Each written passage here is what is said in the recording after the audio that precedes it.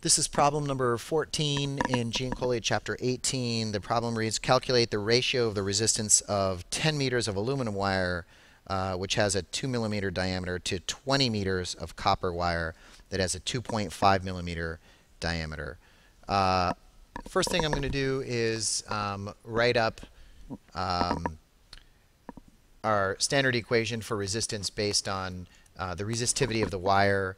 That's going to be rho and times the length of the wire over the cross-sectional area of the wire. So this is something we've worked on in class recently, and so now the only thing I'm going to do is change this area so that it's basically pi r squared, or more specifically pi d squared over 4. So basically what I'm doing here is saying that we know that the radius, first of all, we know that the cross-sectional area is equal to pi r squared. But since we want to leave it in terms of the diameter of the wire, I'm going to write it as pi and then d over 2 squared. So then that becomes area, oops, that should be a 2.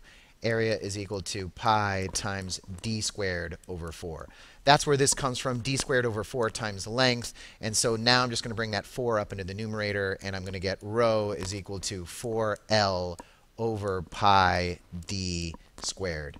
Okay, so now that I have this, I can basically say the ratio of aluminum to copper is going to be R aluminum over R of the copper, Cu, and that's going to be equal to, in the numerator, rho of the aluminum times 4 times the length of the aluminum over pi d squared for the aluminum.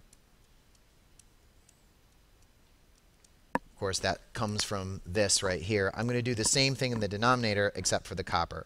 So I have the resistivity of the copper times 4 times L of the copper, the length, divided by pi d squared for the copper.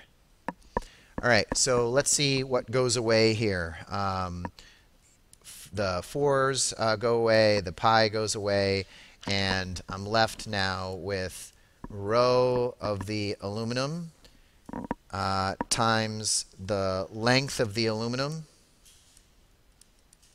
And I'll see here that the diameter squared for the aluminum ends up going here in the denominator. And also in the denominator, I get rho of the copper times the length of the copper.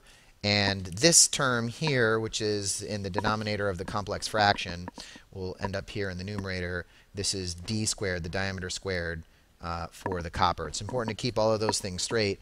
Now at this point, I'm just going to substitute in my terms, and I have to look up the resistivity for the aluminum. It's going to be 2.65 times 10 to the minus 8 ohm meters. And I'm going to multiply that by 10 meters, the length of the aluminum. And I'm going to multiply that by the diameter squared of the copper, 2.5 millimeters squared. I could convert that if I wanted to, but we'll find out that it's going to end up canceling out here in just a sec. And I'll get 1.68 times 10 to the minus 8 ohm meters. That's the resistivity of the copper.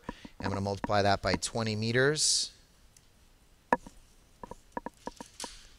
And I'll multiply that by 2 millimeters squared. So 2.0 millimeters. And I need to remember to square that.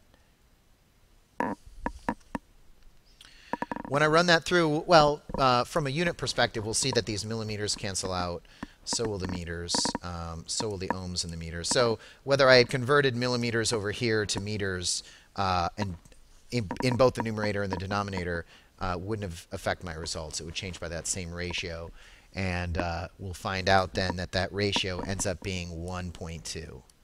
Kind of an exercise in dealing with all of these different factors affecting resistivity.